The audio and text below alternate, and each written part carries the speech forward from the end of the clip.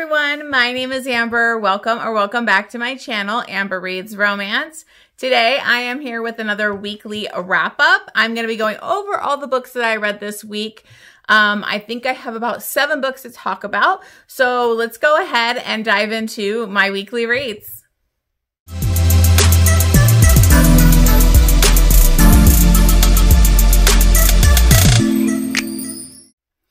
Okay guys, it has been a hell of a week. If you don't know, I think I might have put something probably only on my Discord. But I had my power out all week. Well, pretty much from Monday to Friday. It finally came back Friday. So some of the videos that I was planning to post, I couldn't even edit and upload to YouTube.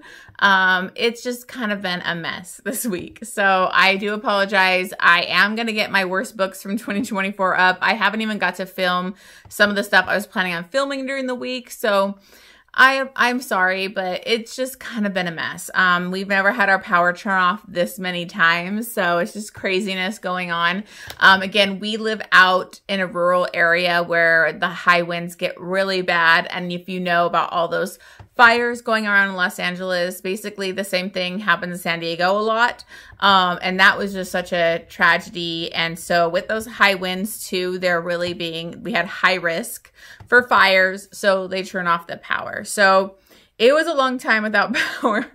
So anyways, that's just me complaining at the start of this. I'm very lucky that I'm not, in a place that there is a fire. We did have a couple fires kind of start in San Diego, but it's nothing compared to what they're dealing with in LA, and it's just so horrible. So my power out for the week isn't that big of a deal in the big scheme of things, but I just want to let you know I am running late on things. So I am finally got my power on. I'm going to do this weekly wrap up and catch up on the books that I read this week. Now, because of such a mess, I wasn't fully, I tried to read more than I wanted to, but it was just kind of stressful. But anyways, let's talk about the books that I read. So a couple books that I still needed to finish from that historical romance readathon that was going on. I did end up finishing these 2 books on Sunday. So glad I got to finish these out. So the first book I want to talk about is The Beast of Bestwig by Amalie Howard. This ended up actually being one of my 12 recs from 12 friends. I was so excited to actually have a historical romance rec to me on that. So excited. This is the first Amalie Howard book that I've ever read too. So that was great because my goal in 2025 is to read more new to me historical romance authors. So I was vlogging this. I'm also doing a vlog because I kind of thought maybe I would try to vlog all my 12 recs from 12 friends this year. So mostly that's going to be the vlog for this one. But those are coming up because I was in the middle of filming a bunch of different vlogs during the historical romance readathon. But this is the first book in the Regency Rogue series.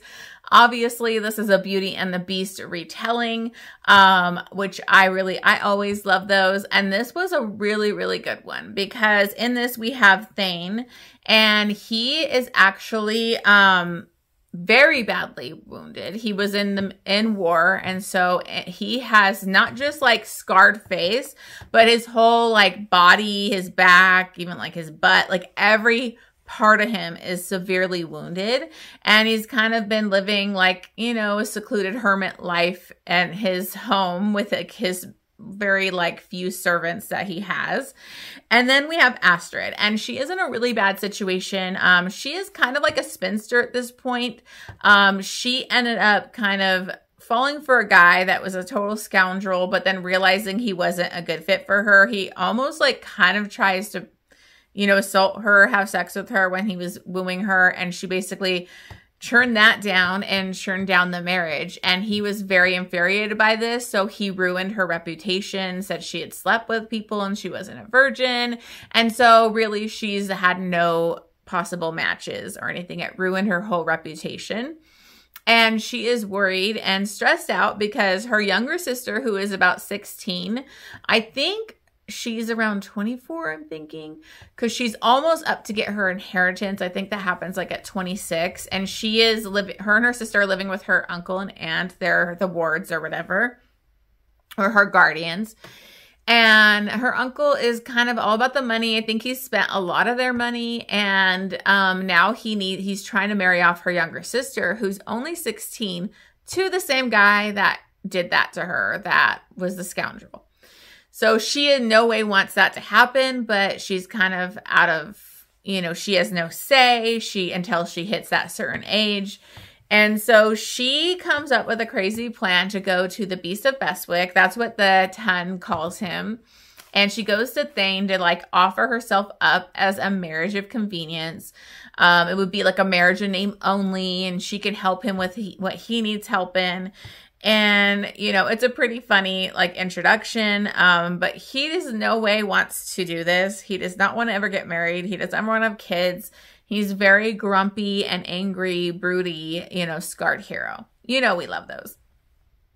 But she ends up kind of, even though he turned her down, showing back up at another time because things are getting bad with this scoundrel guy.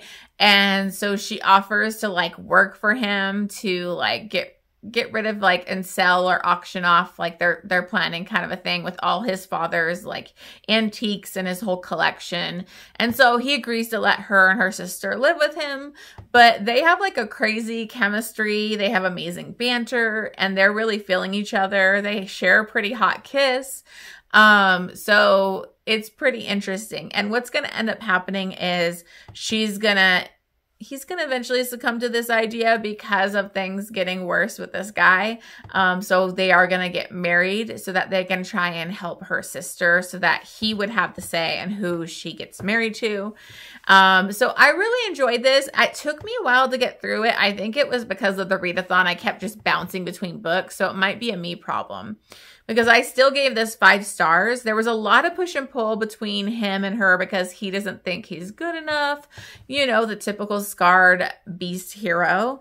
But I really loved the heroine. She was so feisty, so strong. She like never let him get away with anything.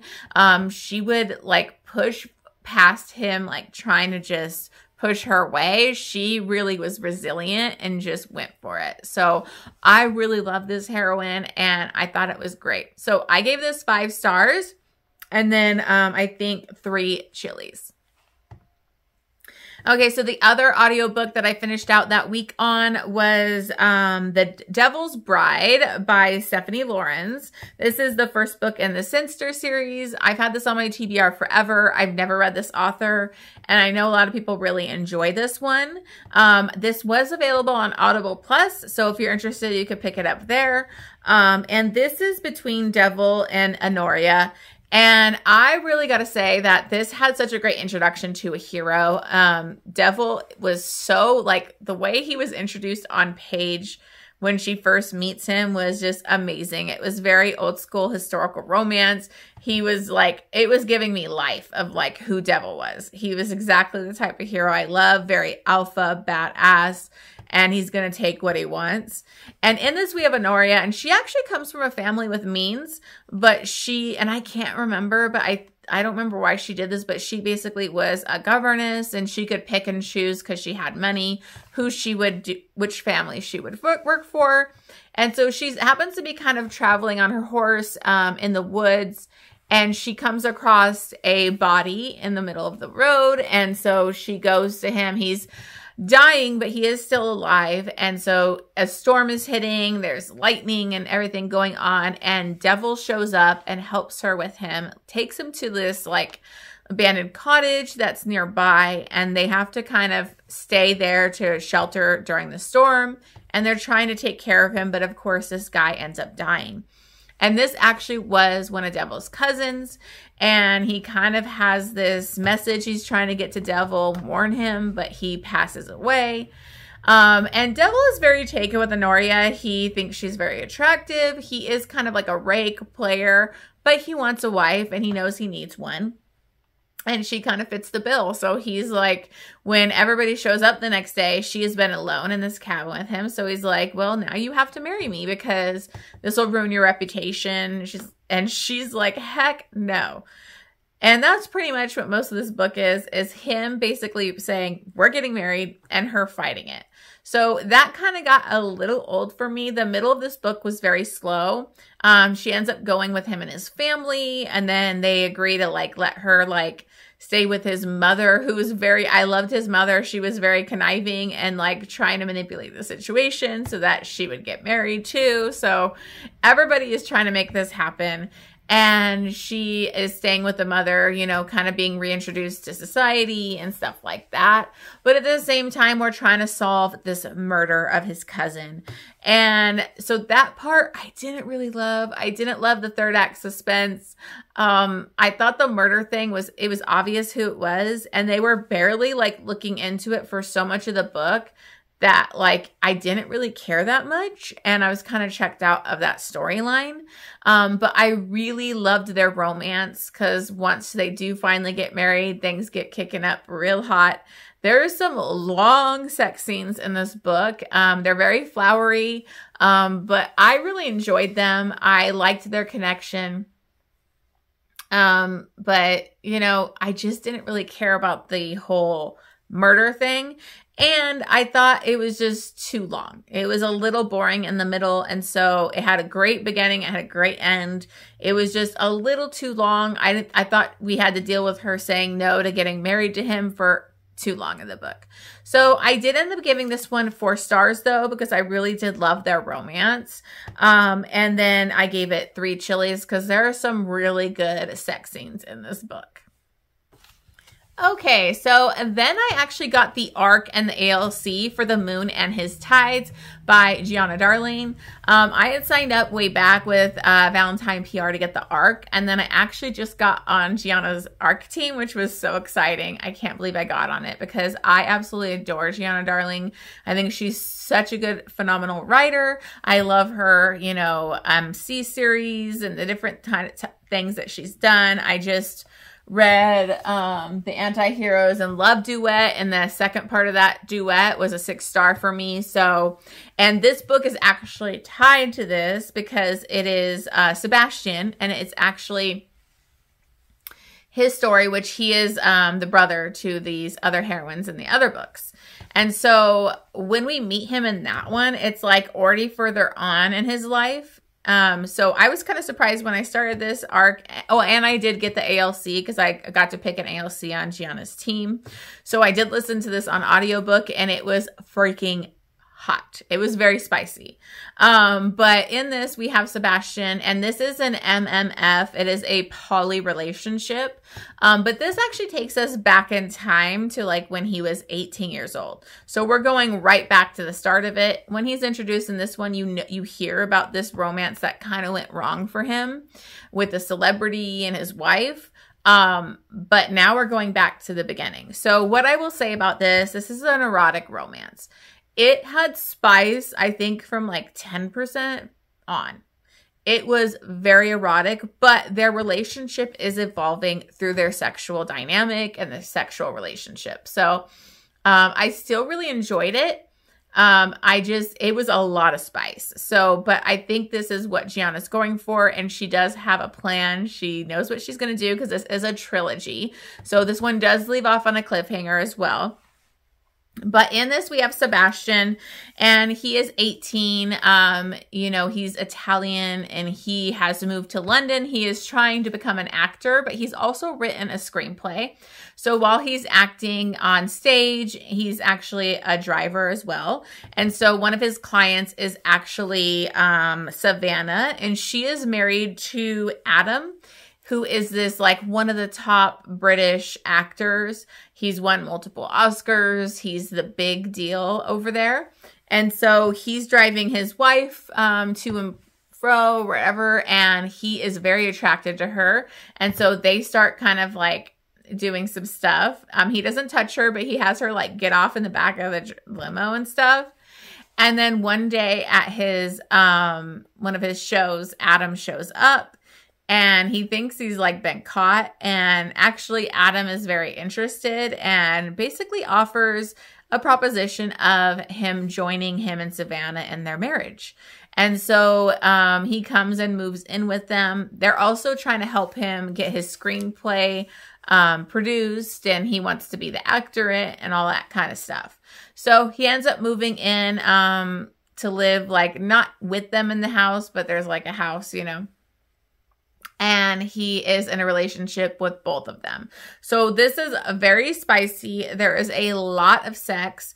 It is a secret relationship because they have to hide it. Adam is not out as bi to the public. So he is very, you know, in the closet and doesn't want anybody to know about his attraction to men.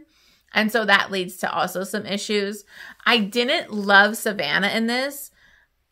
She came off very cold and kind of selfish, and there were some vulnerable parts that kind of peeked through, but I didn't love her. But she also didn't get her own POV in this, so I think that was meant to be like that. So, and Giana did say there was a method to her madness and what she's planning with Savannah. So I trust her.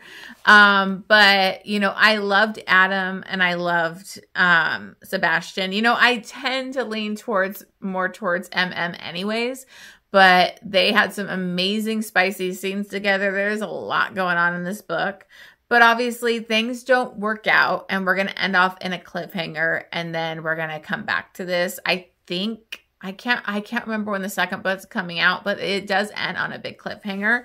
But the spice is crazy. There is like butt play, toys, sharing, degradation, praise, some really good spicy times. Now, what I will say, I forgot to write down the narrators and I apologize, but Shane East is the narrator for Adam's character. And let me tell you, his performance was next level hot. Like, he is so good. So, like, the audiobook, I highly recommend because it is actually duet narration. So, it has 3 narrators for each of the characters. So, that just really helped the spicy scenes, the angst, the tension.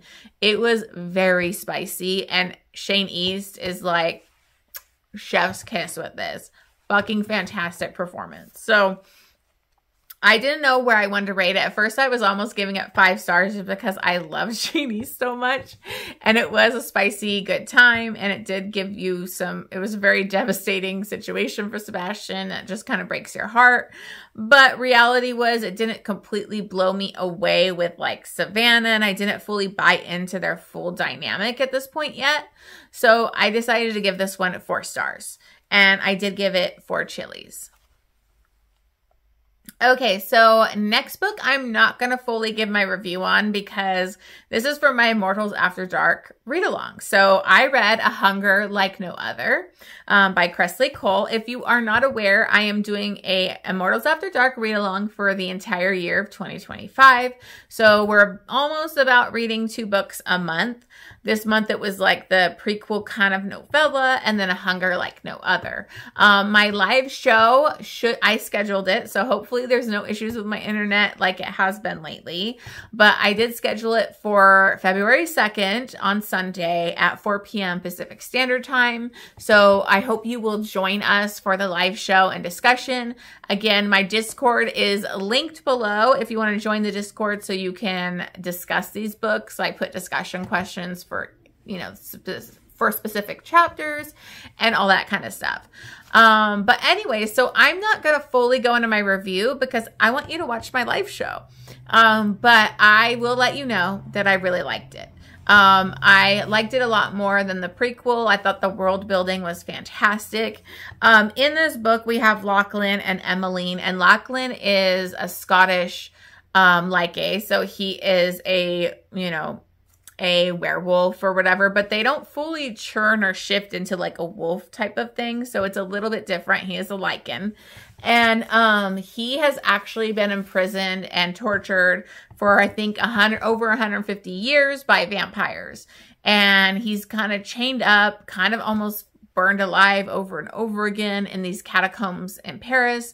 And he happens to sense his mate above, and it gives him the strength to try and break free. He ends up having to like break and destroy his leg to get unchained from that spot to get to his mate, and he does it, which is pretty crazy. So he finally finds his mate, and it's Amalie, and she is part vampire. So she's actually part vampire, part Valkyrie. And he's just infuriated that his mate that he's been searching for, 1,200 years, I think it was, for, is a vampire. She does not tell him that she's part Valkyrie, but he basically takes her and is like, you're mine, and forces her with him. So that's kind of the main setup for it, but I'm not going to go into all my thoughts.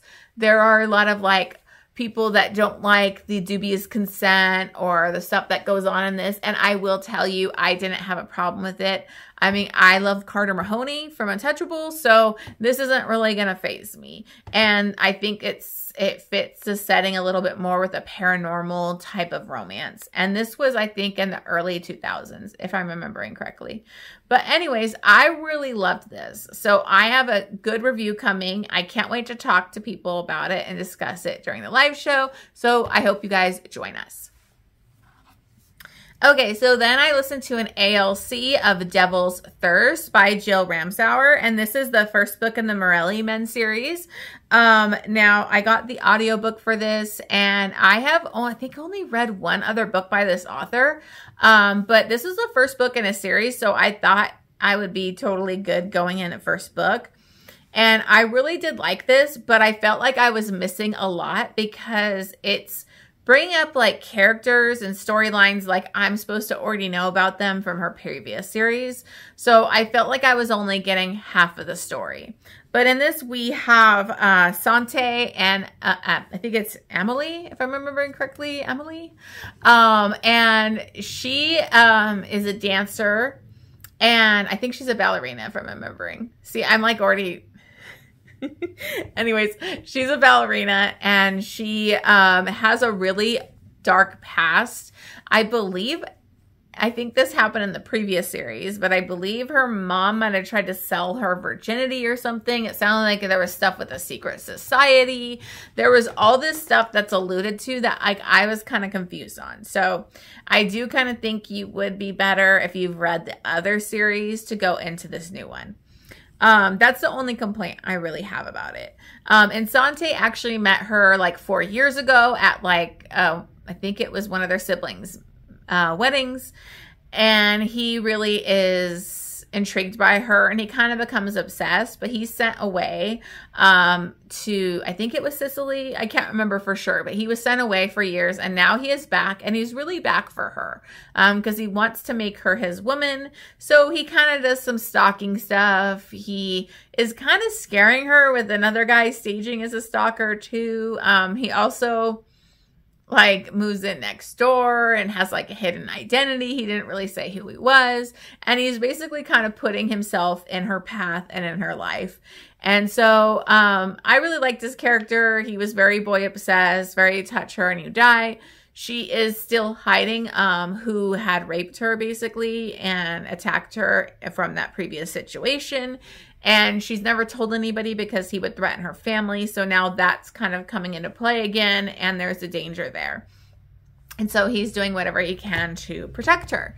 So I did enjoy this. It was a quick audiobook. I had a good time. I just was confused because there was so much of these characters that was obviously they were from the previous series that I'm just supposed to know about.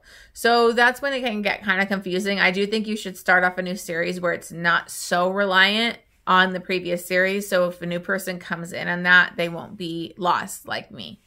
But I did end up giving it 4 stars. I thought it was a good time, and 2.5 chilies. Okay, so then I finally read Filthy Lies by Serena Akeroyd. I'm still trying to make my way through her backlist. And we are finally at Connor and Star's romance because this has been needed to get to for a long time. This is the 8th book in the 5 Points Mafia collection.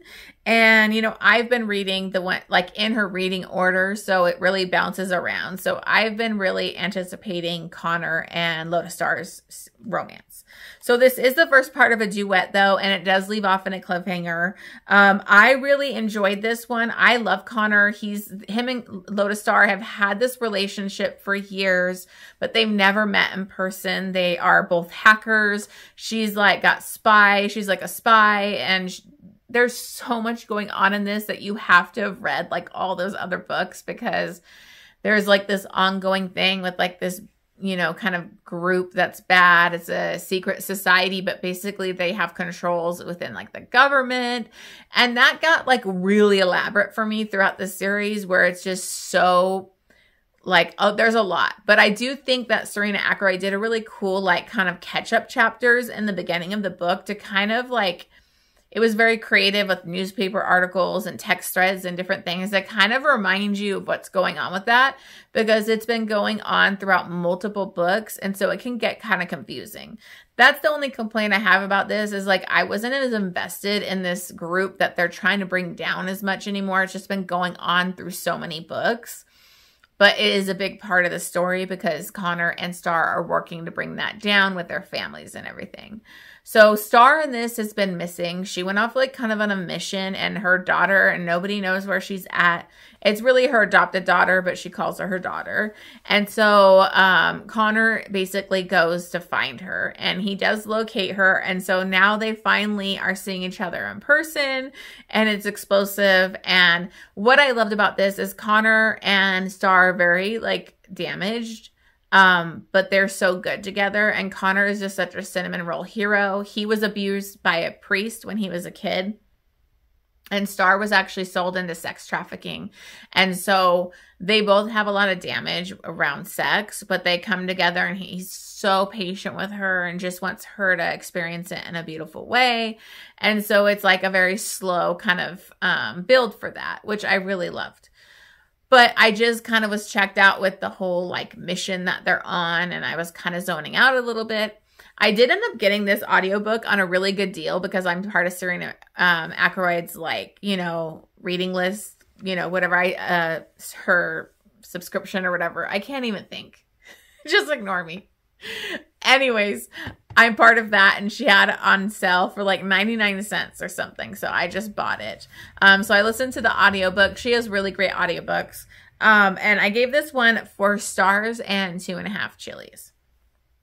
Okay, so the last book that I read was a doozy, and this was an ARC. I got the ARC for Irreversible by Jennifer Hartmann and Shelley St. Clair. So I've never read Shelley St. Clair, but they did a duo on this. You know, Jennifer Hartmann wrote one of my most like darkest, best romances, which was, you know, up here I got it, Still Beating.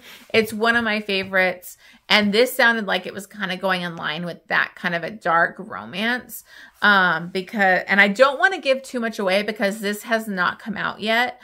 I can't remember when it's released, if it was like the 30th, but it's like at the end of January. So I don't want to give too much away, but I really loved this. It was very emotional. It is dark and it deals with some dark content, but I didn't think it was as dark as Still Beating. So in this, we have Isaac and Everly. And Everly was a model. She's like a rising model. She's married. One night she gets attacked. Her husband gets attacked and she gets kidnapped. And she's basically been missing. She's been kidnapped by this horrible man and his like crew for the last 2 years. Now, Isaac is a ex-detective. He kind of went on, you know, a bad route here because his sister was taken and he became obsessed and was investigating it. And nobody believed the stuff that he was trying to connect her missing to like other missing people's cases. And so he kind of lost it and became obsessed. And so he's not on the force anymore. But he's basically going to go undercover and he's going after a lead because he thinks it's this He kind of knows which group might be involved with this, but he ends up getting taken. So he also gets taken by this guy, and he is actually in the room next to Everly's, and they share a wall, and they really get to know each other. He's a very grumpy, gruff, cynical, like he's had a really rough life. There's reasons the way he is, but he has all these walls up where he doesn't want to let anybody close. And so he does start off like that, but Everly is just so resilient, and she's been suffering there for like 2 years. There's a reason she's there and survived this long that I'm not going to get into. I don't want to spoil anything, but it's crazy. And she's been forced to basically hear these people next door that are sold off or killed or taken. They're sold off. It's like a black market type of thing. And so she's had to like listen to people get taken and build relationships with these people. And so it's very hard for her. But her and Isaac really bond and come together and become friends. And so it's their struggle to try and escape and survive. And so just kind of like with Steel Beating, you do have the part where they're captives, and then we have what happens when they get out. What is going to happen? There is so much more to it, but I don't want to give away anything. What I will say was it was very emotional. You were very sucked in. It was heartbreaking. There is just so much character growth and them really like falling for each other, but they've never seen each other. It's very moving, and I really loved it. So I'll probably talk about it again in dark romances. I need to do some more dark romance recs for you guys, but I don't want to give too much away before it's released, especially. I just think it was really well done, and I think that they did say that this wasn't the only book in this world, so we should have more coming. I liked all the different characters. The villain was pretty crazy, so it was very intense. So I really love this. I gave it 5 stars and 3 chilies, and I would definitely recommend it. Just make sure you check your triggers and be aware that, you know, it is dark. They are captives. There's, you know, a lot of dark content in here. And I'm not going to go into the triggers because I don't want to spoil anything. I will just say check your triggers at the beginning of the book. They do have them listed there, okay? All right. Okay, so those are the books that I read this week. Hopefully this next week will be a better week for me. I will hopefully have my power on and everything will go a little bit more smoothly. All right, thank you so much for watching this. As always, make sure you hit that subscribe button, leave me a comment, and like the video. And I will see you guys on the next one.